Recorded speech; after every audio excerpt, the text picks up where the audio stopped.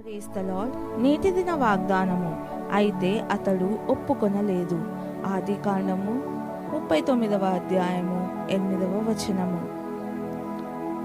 అనేక మంది కుమారులకు తండ్రి అయిన పితరుడైన యాకోబు తన 17 కుమారుడు యోసేపు పట్ల బహాటంగా అభిమానాన్ని చూపించాడు. ఆయన తెలివి తక్కువగా యోసేపుకు విచిత్రమైన నిలువుటంగి కుట్టించాడు. ఫలితం యోసేపు సహోదరులు అతనిని ద్వేషించారు. అవకాశం వచ్చినప్పుడు వారు అతన్ని బానిసత్వానికి విక్రయించారు.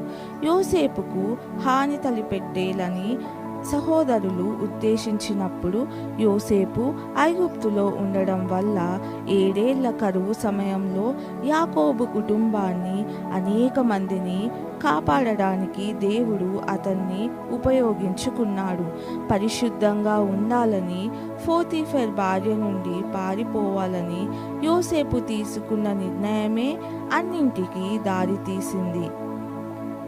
దేవుడు ప్రేమించి ఆయనను సేవించాలనుకున్నప్పుడు దేవుని గణపరిచే స్థిరమైన జీవిత నిర్ణయాలు తీసుకోవడానికి ఆయన సహాయం చేస్తాడు.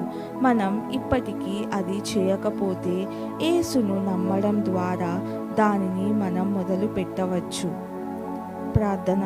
ప్రియమైన దేవా, నిన్ను గణపరిచే తెలివైన నిర్ణయాలు తీసుకోవడానికి నాకు సహాయం చేయండి. యేసయ్య నామంలో ప్రార్థిస్తున్నాను తండ్రి. ఆమెన్.